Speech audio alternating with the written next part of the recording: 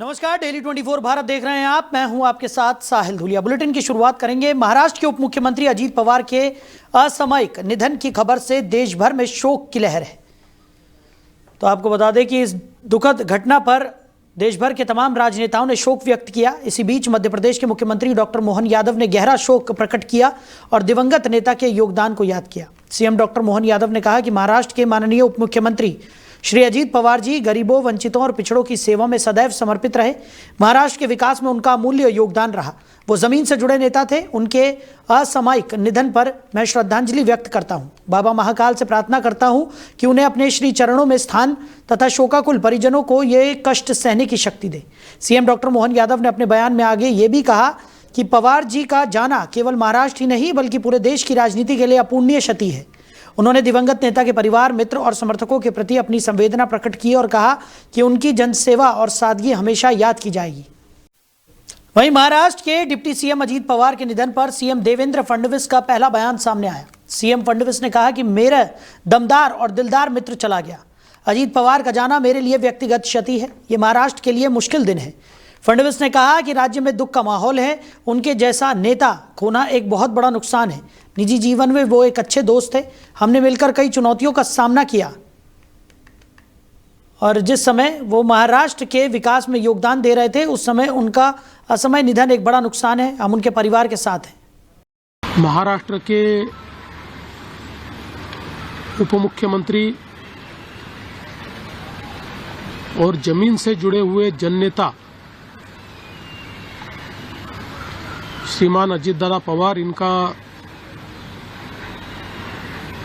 एक विमान के एक्सीडेंट में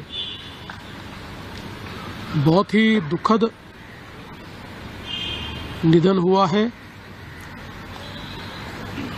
इसकी वार्ता आने के बाद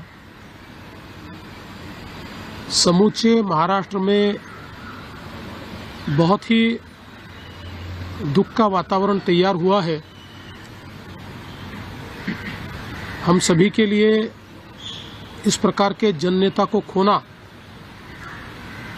एक अपरिमित इस प्रकार की हानि है। व्यक्तिगत मेरे लिए वो एक बहुत ही दमदार और दिलदार इस प्रकार के मित्र थे। वहीं मुख्यमंत्री डॉक्टर मोहन यादव ने मंगलवार की शाम राजधानी भोपाल के तात्या टोपे नगर स्टेडियम में राज्य स्तरीय खेलों एमपी यूथ गेम्स 2026 के विधिवत शुभारंभ की घोषणा की। बड़ी संख्या में युवाओं, खिलाड़ियों एवं भोपाल शहर के नागरिकों के भारी जोश, उत्साह और उमंग से भरे वातावरण में खेलो एमपी यूथ गेम्स का रंगारंग सांस्कृतिक प्रस्तुतियों के बीच भव्य शुभारंभ हुआ। सीएम डॉक्टर यादव ने दीप प्रज्वलन कर कार्यक्रम का औपचारिक शुभारंभ किया। सीएम ने स्टेडियम में मौजूद सभी से अपने मोबाइल टॉर्च से रोशनी कराकर और भारत माता की जय के गगनभेदी नारे लगवाकर सबकी सामूहिक सहभागिता में खेलो एमपी यूथ गेम्स का शुभारंभ किया। सीएम डॉक्टर मोहन यादव ने राज्य स्तरीय खेलों एमपी यूथ गेम्स 2026 के शुभारंभ अवसर पर अपनी परफॉर्मेंस देने भोपाल आए पद्मश्री अवॉर्डी सूफी गायक एवं लोक संगीतकार श्री कैलाश खेर को पुष्पगुच्छ एवं प्रतीक चिन्ह देकर उनका स्वागत और अभिनंदन किया। खेलो एमपी यूथ गेम्स 2026 के शुभारंभ अवसर पर केंद्रीय युवा कल्याण एवं खेल मंत्री मनसुख मंडाविया के वीडियो शुभकामना संदेश का प्रसारण भी किया गया। केंद्रीय खेल मंत्री मंडाविया ने कहा कि बेहद कम समय में करीब 1 लाख खिलाड़ियों को खेलो एमपी यूथ गेम्स से जोड़ा गया है। ये केवल मध्य प्रदेश में ही संभव है। कलाकार जिनके माध्यम से आनंद आता है, जोरदार अभिनंदन कैलाश खेर के लिए भी करें। वो सच में बजाय भाषण देने के आप सब इस कार्यक्रम का उद्घाटन करने के लिए अपना मोबाइल निकाल लें। सब अपने अपने मोबाइल को निकालें और आप सब उद्घाटन करेंगे। आज सब मुख्य अतिथि है, अपने अपने मोबाइल की लाइट जला करके जो जहां बैठा है वहीं से लाइट जला करके इसका उद्घाटन करें। सच में यह आनंददायी क्षण हमको मिलेगा। ये मंच वाले भी अपना मोबाइल निकाल लें, सब अपनी लाइट जलाएं। देखो क्या लग रहा है। परमात्मा की दया से उधर भी बाकी लोग बचे हैं, सारे के सारे बच्चे और या सारे युवा मित्र जो भी मोबाइल लाए और अपनी लाइट का ये सिग्नल दे करके इस कार्यक्रम की शुरुआत करें और गगनभेदी नारे के साथ मेरे साथ एक बार फिर बोले, भारत माता की, भारत माता की। श्री मोहन यादव जी राज्य के युवा कल्याण एवं खेल मंत्री श्री विश्वास सारंग जी एवं मंच पर विराजमान अन्य अतिथिगण और मेरे युवा साथियों, आज के इस पहले खेलो मध्य प्रदेश यूथ गेम्स के भव्य उद्घाटन अवसर पर मैं आप सभी को अपनी हार्दिक शुभकामनाएं देता हूं। 1 लाख युवाओं को जोड़कर इतने बड़े खेल आयोजन को इतने कम समय में तैयार करना, ये सिर्फ मध्य प्रदेश में ही संभव हो सकता है। खेलो इंडिया के तर्ज पर आयोजित इस खेलो मध्य प्रदेश यूथ गेम्स ने दूसरे राज्यों के सामने भी एक बहुत बड़ी लकीर खींच डाली है। मध्य प्रदेश हर आप सभी को गणतंत्र दिवस की हार्दिक शुभकामनाएं। सड़क दुर्घटनाओं से होने वाली जनहानि को जीरो करने के उद्देश्य से 31 जनवरी तक सड़क सुरक्षा माह आयोजित किया जा रहा है। वाहन चलाते समय मोबाइल फोन का उपयोग न करें, शराब पीकर वाहन न चलाएं, वाहन की गति सीमा का पालन करें, हेलमेट और सीट बेल्ट जरूर लगाएं। सभी वाहनों पर, खासकर बड़े, भारी और कमर्शियल वाहनों पर लाल रिफ्लेक्टर टेप जरूर लगाएं। पैदल चलने वालों का ध्यान रखें और उनके प्रति संवेदनशील रहें। सड़कें सभी के लिए हैं, सुगम और सुरक्षित हों। आपकी यात्रा मंगलमय हो। वहीं लोकसभा में पारित जी राम जी बिल को लेकर मध्य प्रदेश के खजुराहो सांसद वीडी शर्मा आज अपने खजुराहो लोकसभा क्षेत्र के जनपद पंचायत राजनगर अंतर्गत आदर्श ग्राम पंचायत धावड़ पहुंचे। यहां आयोजित जी राम जी बिल अधिनियम परिचर्चा कार्यक्रम में शामिल होकर उन्होंने ग्रामीणों को संबोधित किया। कार्यक्रम के दौरान सांसद वीडी शर्मा ने जी राम जी योजना के तहत ग्रामीणों को मिलने वाली 125 दिन की रोजगार गारंटी की विस्तृत जानकारी। अभी तक क्या था कि ये बिल ग्रामीण अर्थव्यवस्था को मजबूत करने और गाँव में रोजगार के नए अवसर पैदा करने की दिशा में एक ऐतिहासिक कदम है। सरकार का उद्देश्य है कि हर जरूरतमंद ग्रामीण को उसके गांव में ही काम और सम्मानजनक जीवन मिले। इस मौके पर राजनगर विधायक अरविंद पटेरिया भी कार्यक्रम में मौजूद रहे। उन्होंने जी राम जी बिल को ग्रामीण विकास के लिए मील का पत्थर बताया और ग्रामीणों से इस योजना का अधिक से अधिक लाभ उठाने की अपील की। कार्यक्रम में ग्राम पंचायत धावड़ के सरपंच, सचिव सहित बड़ी संख्या में ग्रामीण भी उपस्थित रहे। ग्रामीणों ने भी योजना को लेकर उत्साह दिखाया और सरकार के इस कदम का स्वागत किया। अभी तक क्या था कि मनरेगा की योजना कहां से बनती थी? मनरेगा की योजना या तो दिल्ली से बनती थी या मनरेगा की योजना अधिकारी बनाते थे। यहाँ क्या होगा, यहाँ कौन करेगा, यहाँ चेक डैम बनेगा, यहाँ स्कूल की जरूरत है, यहाँ पर बाउंड्री की जरूरत है, यहाँ बच्चों के पढ़ने के लिए एक हमें हॉल बनाने की जरूरत है। ये पंचायत मनरेगा से ये पक्के काम, इंफ्रास्ट्रक्चर आप खड़ा ही नहीं कर सकते थे, कच्चे काम कर सकते थे। ये जो चेक डैम बनाए ना, चेक डैम भी आप नहीं बना सकते थे, लेकिन वो प्लानिंग करके कुछ किया होगा आपने, लेकिन पक्के इंफ्रास्ट्रक्चर आपको बनाने का अधिकार मनरेगा के अंदर नहीं था। खजुराहो सांसद विष्णुदत्त शर्मा जी धवाड़ गांव पहुंचे हुए हैं जी राम जी को लेकर यहां पर लोगों से बातचीत करने के लिए। सांसद जी राम जी जो बिल ला रहे हैं उस पर क्या कहेंगे? जी राम जी बिल लोकसभा के अंदर जो पारित हुआ है जी, इस बिल पर माननीय प्रधानमंत्री नरेंद्र मोदी जी ने गांधी जी के विचारों को व्यवहारिक तौर पर जमीन पर उतारने का काम इस बिल के माध्यम से किया है। पहले बिल के अंदर ये था कि योजना बनाने का काम कोई और करता था और गांव में मजदूरों को केवल नरेगा में मिट्टी डालने का काम वगैरह वगैरह इतने तक सीमित था। लेकिन इस बिल में सबसे महत्वपूर्ण बात यह है कि पंचायत ग्राम सभा जी और गांव के लोगों को अधिकार होगा कि मेरे गांव में हमें क्या चाहिए। इंफ्रास्ट्रक्चर निर्माण, स्थायी निर्माण करने का मनरेगा में कभी था ही नहीं, लेकिन अब गांव के सरपंच और पंच मिलकर के, ग्राम सभा मिलकर के तय करेगी हमारे गांव में हमें स्कूल के बारे में कुछ विकास करना है, हमें कोई स्ट्रक्चर खड़ा करना है, हमें कोई वाटर कंजर्वेशन के लिए छोटा चेक डैम बनाना है जी। इन सारी बातों की योजना अब पंचायत तय करेगी, कोई ऊपर से तय करके नहीं आएगा। तो गांव को, पंचायत को, सरपंच को, पंचों को सशक्त बनाने का काम इस बिल ने किया है। अच्छा, और गांधी जी के विचारों को, आत्मनिर्भर गांव बनाना, आत्मनिर्भर भारत का अभियान, स्वच्छता, ये सारे मुद्दे किसके हैं? ये गांधी जी के हैं। अरे तो तुम तो केवल गांव गांधी के नाम का दुरुपयोग करते रहे, अब तो गांधी के विचारों को जमीन पर प्रधानमंत्री मोदी जी उतार रहे हैं। इसलिए आम जनता के भारत को आत्मनिर्भर बनाने का अभियान का सबसे बड़ा काम इस बिल के माध्यम से। वहीं छत्तीसगढ़ के बलरामपुर जिले में 26 जनवरी के अवसर पर झंडारोहण समारोह के दौरान विवादित वीडियो सामने आया है। रामचंद्रपुर थाना क्षेत्र के स्वामी आत्मानंद स्कूल में बच्चे भोजपुरी अश्लील गाने पर डांस करते हुए नजर आए। इस वीडियो के वायरल होने के बाद ग्रामीणों में नाराजगी फैल गई है। स्थानीय ग्रामीणों का आरोप है कि इस तरह का व्यवहार बच्चों और स्कूल की मर्यादा के खिलाफ है। उन्होंने शिक्षक पर संदेह जताते हुए कहा कि ऐसे गीतों पर बच्चों को डांस कराने की अनुमति देना गलत है और इसके लिए उचित कार्रवाई होनी चाहिए। ग्रामीणों ने जिला प्रशासन और शिक्षा विभाग से इस मामले में कड़ी कार्रवाई करने की मांग की है। वीडियो सोशल मीडिया पर तेजी से वायरल हुआ और इसने स्कूल और शिक्षक की साख को भी प्रभावित किया है। शिक्षा विभाग ने मामले की जांच शुरू कर दी है और स्कूल प्रशासन को नोटिस जारी कर दिया है। स्थानीय अधिकारियों का कहना है कि मामले की गंभीरता को देखते हुए सभी पहलुओं की जांच की जाएगी और दोषी पाए जाने पर कार्रवाई भी होगी। इस घटना ने क्षेत्र में बच्चों की शिक्षा और संस्कार को लेकर बहस को फिर से उभारा है। जिले के ग्रामीण और सोशल मीडिया यूजर्स दोनों ही इस घटना पर चिंता जता रहे हैं। वहीं जनकपुर नगर पंचायत के वार्ड नंबर 5 में शुरू किया गया नाली निर्माण कार्य अधूरा छोड़ दिए जाने से स्थानीय लोगों की मुश्किलें बढ़ गई हैं। पिछले 2 सप्ताह से नाली निर्माण कार्य पूरी तरह बंद पड़ा हुआ है, जिससे क्षेत्र में आने जाने में भारी परेशानी हो रही है। अधूरी नाली के कारण आवागमन बाधित है। वहीं स्कूल जाने वाले बच्चों, बुजुर्गों और महिलाओं को रोजाना खतरे के बीच से गुजरना पड़ रहा है। स्थानीय वार्ड वासियों का कहना है कि इस लापरवाही से कभी भी बड़ी दुर्घटना हो सकती है। हैरानी की बात यह है कि मामले को लेकर वार्ड पार्षद और नगर पंचायत प्रशासन कोई ध्यान नहीं दे रहे, जिससे लोगों में आक्रोश बढ़ता जा रहा है। वार्ड वासियों ने प्रशासन से तत्काल निर्माण कार्य पूरा कराने और सुरक्षा व्यवस्था सुनिश्चित करने की मांग की है। अब देखना होगा कि जिम्मेदार अधिकारी किस घटना का इंतजार कर रहे हैं। हमीरपुर नगर पालिका चेयरमैन कुलदीप निषाद की ओर से सभी देशवासियों को गणतंत्र दिवस की हार्दिक शुभकामनाएं। नगर को स्वच्छ बनाने में सहयोग करें, सूखा और गीला कूड़ा अलग अलग ही डालें। वहीं धमतरी में कांग्रेसियों ने धान खरीदी और किसानों की समस्याओं को लेकर नेशनल हाईवे 30 में चक्का जाम कर दिया और जमकर नारेबाजी की, जिससे सड़क के दोनों ओर वाहनों की कतार लग गई थी। वहीं चक्का जाम को लेकर भारी संख्या में पुलिस बल लगाया गया था। इस प्रदर्शन में बड़ी संख्या में कांग्रेसी शामिल थे। कांग्रेसियों ने कहा कि अधिकारी किसानों पर दबाव बनाकर रकबा समर्पण करा रही है, जिससे किसान अपनी उपज को बेचने में काफी परेशान है। बताया जा रहा है कि जिले के सैकड़ों किसानों का धान बेचने के लिए टोकन नहीं कट पाया है, जिसको लेकर किसान काफी हताश और परेशान है।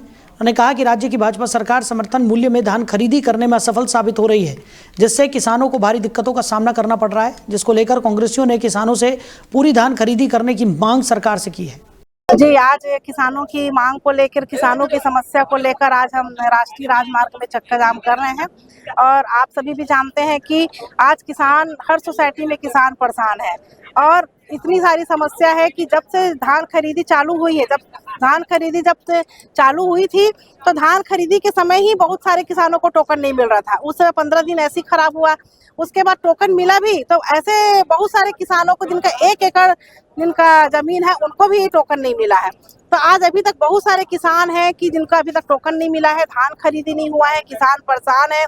किसानों का समर्पण के नाम से उनका धान समर्पण करवाया जा रहा है और भौतिक सत्यापन कराया जा रहा है। तो ऐसा कभी, आज तक ऐसा कभी नहीं हुआ किसानों को परेशान करने का। जब से भाजपा की सरकार आई है तब से किसानों को परेशान कर रही है। आज किसान इतना परेशान है, किसानों के बदौलत आज सत्ता में आए हैं। इस वर्ष जो धान खरीदी किया है सर शासन ने, शुरू में ही मिस्टेक किया है। शुरू में तो एग्री स्टेट को कम कर दिया किसानों के साथ, और दूसरी बात वो एवरेज नहीं।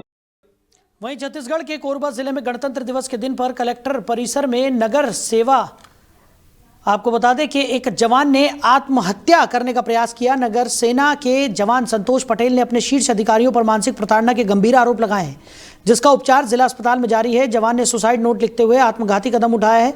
नगर सेना का जवान कुछ दिन पहले से बर्खास्त चल रहा था। उसने 3 पन्नों का सुसाइड नोट लिखते हुए आत्महत्या की नीयत से विषैले पदार्थ का सेवन कर लिया। सुसाइड नोट में जवान ने जिला सेनानी अनुज कुमार एक्का एवं संभागीय सेनानी नरसिंह नेताम पर डराने धमकाने एवं मानसिक प्रताड़ना का आरोप लगाया है। साथ ही पत्र में नौकरी बहाली के नाम पर शीर्ष अधिकारियों को पैसे देने का भी उल्लेख किया है।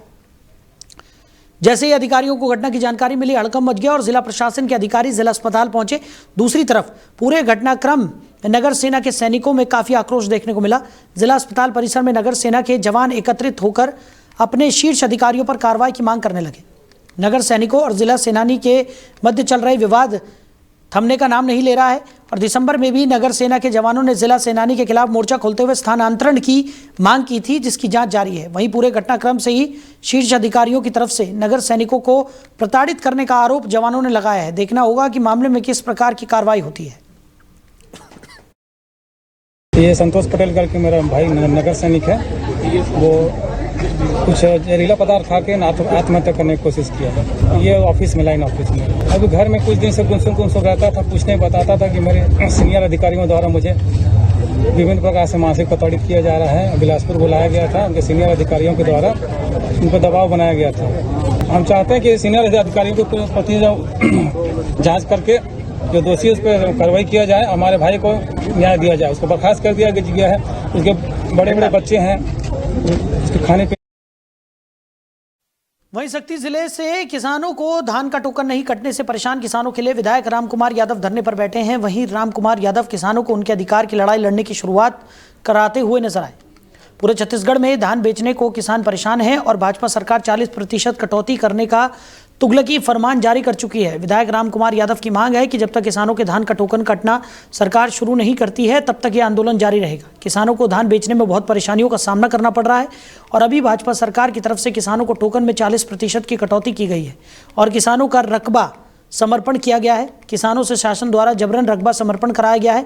किसान हित में चंद्रपुर विधायक रामकुमार यादव आज कलेक्टर कार्यालय शक्ति में धरने पर बैठे हैं। विधायक रामकुमार यादव का आरोप है कि छत्तीसगढ़ की तानाशाही भाजपा सरकार किसानों का धान खरीदना नहीं चाहती है। वहीं राजधानी भोपाल के एम्स हॉस्पिटल में हाल ही में एक चौंकाने वाली घटना सामने आई। अस्पताल के लिफ्ट में एक युवक ने महिला अटेंडर से सोने की चेन छीनने का प्रयास किया। घटना उस समय हुई जब महिला अटेंडर लिफ्ट में थी और युवक ऊपर की मंजिल पर जाने के लिए लिफ्ट में प्रवेश कर रहा था। जैसे ही लिफ्ट अगली मंजिल पर रुकी और दरवाजा खुला, युवक ने महिला के गले से सोने की चेन झपट्टा मारकर छीनने का प्रयास किया और उसे धक्का देकर भाग गया। महिला ने तुरंत शोर मचाया और आरोपी के पीछे दौड़ी, लेकिन आरोपी मौके से फरार होने में सफल रहा। इस घटना ने एम्स हॉस्पिटल जैसी बड़ी और सुरक्षित जगह पर सुरक्षा व्यवस्था पर सवाल खड़े कर दिए हैं। अस्पताल में पर्याप्त सुरक्षा बल होने के बावजूद ये घटना हुई, जिससे लोगों में सुरक्षा को लेकर चिंताएं बढ़ गई हैं। हालांकि सीसीटीवी फुटेज की मदद से आरोपी की पहचान कर उसे पकड़ लिया गया। पुलिस उससे पूछताछ कर रही है और उम्मीद है कि उससे अन्य संभावित अपराधों के बारे में भी जानकारी मिल सकेगी। पुलिस अधिकारियों का कहना है कि आरोपी से लगातार पूछताछ की जा रही है और जांच के सभी पहलुओं को गंभीरता से देखा जा रहा है। वहीं देवरी कला मध्य प्रदेश के सागर जिले के देवरी नगर के सुभाष वार्ड में स्थित गांधी मंदिर पर स्वच्छता मिशन के तहत साफ सफाई कर गणतंत्र दिवस के उपलक्ष्य में युवक कांग्रेस के विधानसभा अध्यक्ष शुभम शर्मा ने तिरंगा फहराया। बता दें कि गांधी मंदिर पर पूर्व समय पहले 15 अगस्त व 26 जनवरी को पूर्व भाजपा मंडल अध्यक्ष एवं विधायक प्रतिनिधि संदीप जैन हर वर्ष तिरंगा फहराते थे, मगर नगरपालिका चुनाव में करारी हार के बाद उनके द्वारा गणतंत्र दिवस पर तिरंगा नहीं फहराया गया। जिसके बाद युवा कांग्रेस विधानसभा अध्यक्ष शुभम शर्मा को जानकारी मिलते ही वो तुरंत अपनी युवा कांग्रेस की टीम के साथ वहां जाकर उनके द्वारा तिरंगा फहराया गया और मीडिया से कहा गया कि अब गांधी मंदिर पर 15 अगस्त एवं 26 जनवरी पर हमेशा युवा कांग्रेस तिरंगा फहराएगी। हमें यह मालूम नहीं है क्या एक बार 1933 में गांधी जी आए थे, उनकी याद में एक मंदिर बना हुआ है। यहाँ पर हम 2012 से निरंतर सेवा कर रहे हैं। सुबह निकलते हैं, गांधी जी का प्रिय भजन गाते हैं और कुछ समय पहले बबलू सिन्हा वाले यहाँ पर आए, हमसे बगैर पूछे कैंडिडेट हम यहाँ झंडा फहराएंगे, तो हम मना तो कर नहीं सकते थे। तो उन लोगों ने यहाँ झंडा फहराना चालू कर दिया और स्वतंत्रता संग्राम सेनानियों का सम्मान भी करते थे। क्योंकि हम गांधी मंदिर है, ये तो जो भी आएगा तो हम उसके लिए मना। प्रतिवर्ष जो उनके अनुसार वो कार्यक्रम करते थे, आज स्पष्ट हुआ ये केवल वोट की राजनीति करते हैं और आज ना उनने कोई कार्यक्रम किया। हम लोग को दुख हुआ कि आज हम गांधी मंदिर पे आए तो देखा कोई सफाई नहीं थी। तो आज से हम लोगों ने ठाना है कि प्रतिवर्ष अब युवक कांग्रेस के तत्वाधान में चाहे 26 जनवरी हो, 15 अगस्त हो, हम लोग प्रतिवर्ष यहीं पर। वहीं सागर में विकास स्तरीय जन सुनवाई के दौरान कलेक्टर श्री संदीप जी.आर. ने आम नागरिकों की समस्याओं को गंभीरता से सुना और संबंधित अधिकारियों को समय सीमा में उनका समाधान करने के निर्देश भी दिए। जन सुनवाई के बाद कलेक्टर ने शाहगढ़ विकासखंड स्थित पोषण पुनर्वास केंद्र का औचक निरीक्षण किया। निरीक्षण के दौरान कलेक्टर ने केंद्र की व्यवस्थाओं का गहन अवलोकन किया और वहां भर्ती कुपोषित बच्चों एवं हाई रिस्क गर्भवती माताओं से संवाद कर उनकी सेहत का जायजा भी लिया। उन्होंने उपचार, आहार, स्वच्छता और देखभाल की गुणवत्ता की बारीकी से समीक्षा की और आवश्यक सुधार के निर्देश दिए। कलेक्टर ने यह भी कहा कि बच्चों को केंद्र से डिस्चार्ज होने के बाद कम से कम 5 बार स्वास्थ्य परीक्षण अनिवार्य रूप से कराया जाना चाहिए ताकि उनकी सेहत में निरंतर सुधार हो। इस अवसर पर कलेक्टर का संवेदनशील पक्ष भी देखने को मिला जब उन्होंने एक हाई रिस्क गर्भवती महिला की पुत्री देविका को गोद में लेकर दुलार किया और उसे चॉकलेट भेंट की। उन्होंने कहा कि स्वस्थ माता ही स्वस्थ शिशु की मजबूत नींव है। कलेक्टर ने मैदानी अमले को निर्देश दिए कि सुपरवाइजर एवं आंगनवाड़ी कार्यकर्ता घर घर जाकर बच्चों का वजन और स्वास्थ्य नियमित रूप से मॉनिटर करें। किसी भी प्रकार की लापरवाही बर्दाश्त नहीं की जाएगी। ये कार्यक्रम बच्चों और माताओं के स्वास्थ्य साथ ही पोषण पर विशेष ध्यान देने की दिशा में एक महत्वपूर्ण कदम माना जा रहा है। मैं अनिल कुमार जैन साहेगढ़ से जन सुनवाई में आया हूँ। जन सुनवाई साहेगढ़ विकास कल्याण स्तर पर आयोजित की गई है। चूँकि इसका आयोजन सागर में होता था, जिससे लोगों को आने जाने में और आर्थिक रूप से व्यय होने में परेशानी होती थी। इस जन सुनवाई को साहेगढ़ विकासखंड स्तर पर करने से यहाँ के लोगों निवासी आसपास के निवासियों को सुनवाई का लाभ मिलेगा और जो समस्याएं रहती है उस समस्याओं का समाधान किया जाएगा। और हम ऐसी आशा करते हैं कि इसे जन सुनवाई यहाँ आगे भी आयोजित की जाए, जिससे सभी हितग्राहियों को उसका लाभ मिले। मैं अनिल। तो फिलहाल इस बुलेटिन में मेरे साथ इतना ही। आप बने रहिए। नमस्कार।